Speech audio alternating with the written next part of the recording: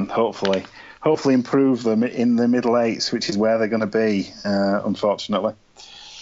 Yeah, okay, so stats-wise, Salford can count themselves unlucky to not be closer in this one. That's the fan review. Stats-wise, teams, other than the errors, which were high, they were even at a high 16 apiece. Cass won most stats, over 400 more metres at 1.1 metres per carry better average gain, and also with a better team tackle success. Castleford also won the breaks, but only by 3 breaks to 1, so they made a lot more metres, but they were doing it through force, it looks like, rather than through gap creation. Salford at least showed some good discipline, winning the penalty count 3-6. On a side note, this game had the most tackles made of any game so far this season, so lots of hard work there. Individually, for the Castleford side, Paul McShane had a try assist and 45 tackles, so a bit of both ways from Macca. Greg Eden with a try assist and 111 metres. Junior Morse 131 metres. He's really enjoying being out there in the second row and getting to swat around halfbacks, isn't he? And Jake Webster grabbed himself 2 tries in a apparently very strong performance from him. For the losing Salford side, Daryl Alford 6 tackle busts and 131 metres was their main meter maker, and then this is where the tackle numbers come home. Josh Wood 42 tackles, Ryan Lanham 43 tackles, Daniel Murray 50 tackles, 13 of which were marker tackles. So that's that game. Moving on to a game that had more repercussions at the top of the table. It meant that St Helens won 34-18 away at Hull FC. That meant that Hull FC actually now can't make the top 4, so won't earn that extra home game as we head into the Super 8s. But they're safe in the Super 8s, so that's good for them. They were slightly behind at half-time, 8 points to 10, although did take the lead just after half-time before slumping to defeat. 11,430 was the best attended game of the weekend. Well done to the Hull FC fans, as always. Liam Moore was the referee, and we had a few Hull FC fan views on this one as well. Who do we start with? We did. So Joshua's granddad says, despite more injuries for 60 minutes, FC match and possibly edged this game before going into their shell and running out of gas. From this point on, we were taken apart by a clinical Saints performance orchestrated by Roby. Oh, if only 1 or 2 of the early 50-50 calls had gone our way. Sarah said, we ran out of steam after 60 minutes. God, partly due to the injury curse striking again. These two, they sit next to each other writing them, don't they? Only we could pick up an injury while said player is off the pitch. Who was that? That's brilliant. I don't know. Who's... I mean, Payer. It could be Payer because he picked up an injury as well in this one. But anyway, she went on to say Snake looked like a bad one too. We now know he's out for the season actually, so it was a bad one for Jake the Snake Connor. Moore had surprisingly poor and inconsistent game. Liam Moore, alright. Turgot looked good on his return, as did Abdul. Definitely need a couple of players back for a top 4 to be anything but a far-off dream, which it practically is already. Oh, sense of resignation there, Sarah. You never know. We're going out pulling up any great trees. So Phil says, Hull started well with some good tries and some better defensive play. Connor and Kelly did well again, and at half-time we were happy. Second half saw FC again, my screen goes blank, start well, and going into the lead it didn't last, and in the last 20 minutes it fell apart, with Saints powering forward and some good runs just outplayed us in the end. It sounds like it really did turn around in the last 20 minutes, like everyone's saying. I mean, it was 18-10 after 52 minutes when Albert Kelly overpowered Ben Barber to get his try. And actually, you know, I've got it as 10-8 at half-time, but actually here it's saying it... Oh, no. They put half-time in the wrong place. It was 10-8 at half-time. Yeah, and Downton Turgot had gone over just before that, so they were having a good time of it. Obviously, the goal kicking was a big issue. Hakeem Maludi having to take over from Jake Connor, who'd been so good, but even missed his one attempt from way out wide for Barretto Framer's first try. Yes. This thing about could have gone either way. I mean, it could have gone either way if they'd have put any defender in the way of Ben Barber for his first try. That was an absolute gaping hole for the star man in Super League so far this season. Then Johnny Lomax took over in the last 20 minutes. He scored 2 tries. He had a bit of a hand in the others. And Luke Thompson, wow, he looked like a sprinter, didn't he? Yeah. But they were down the channel, weren't they? All those kind of gaps that they didn't seem to be able to cover the space. Didn't FC, and it was it's obviously disappointing when you're ahead, and then you kind of get run down, and in the end, if you were just looking at the scores, you'd say it was comfortable, but obviously it was far from that. But yeah, it's a tricky one. Obviously, at the end of the day, the result pales into insignificance based on the grub going down, doesn't it? So that's a big thing for them. Were you sad about that now? I get a sense that you're starting to turn around on Jake Connor. I think you liked what he did with England. Yeah, well, he's our grub now, isn't he? He's our grub now. There you go. But no, I mean, no matter what a player does, no matter how much of a gobshite he might be, you never want to see a player going off on a stretcher, do you? So it's bad. I presume it's an operation and kind of back next year. I'm not sure. It's a really, really high grade hamstring tear, isn't it? From what I've seen, so I'm not sure if it would involve necessarily an operation. I would think it would just be a long time getting the tissue back sorted. I'm not sure how those kind of injuries work. I'm sure Dr. Bob Phillips might get in touch and treat us to some information about that, or someone else who knows a lot more than we do. Anything else from this one? Johnny Lomax, he continues to impress, doesn't he? He does. He's looking dynamic with the ball. Well, I think the thing with Saints is they've got so many options when they're kind of running those deals out wide.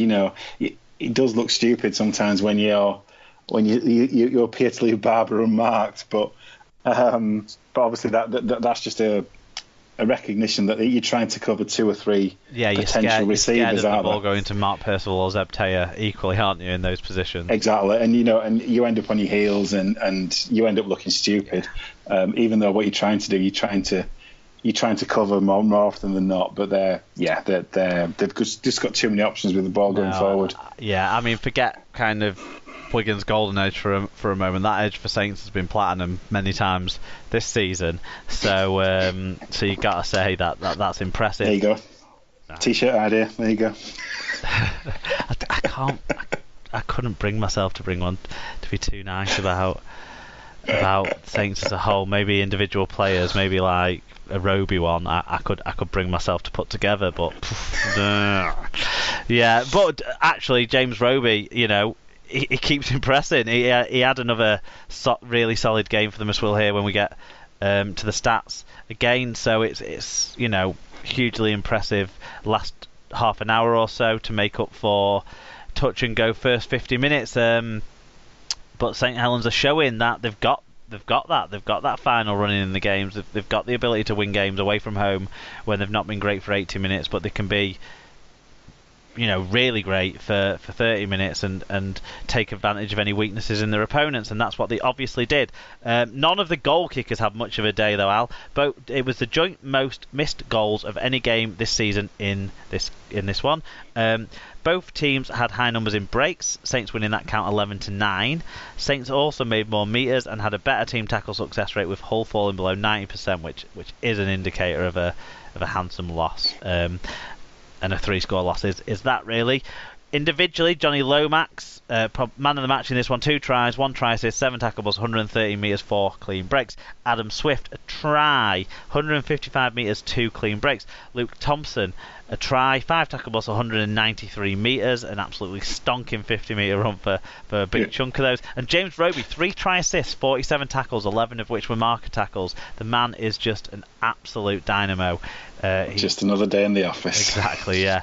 For the losing Hull FC side, there were some standout performers though. Breto Ferramo, 2 tries, 6 tackles, 135 metres, 3 clean breaks. So, good powerhouse performance from the USA international there. Albert Kelly with a try, 3 try assists, 7 tackles, 140 metres, 2 clean breaks, but did pick up a concussion which will rule him out of next week's game, which is challenging for them. Danny Houghton, 52 tackles, again, another day at the office, like you say.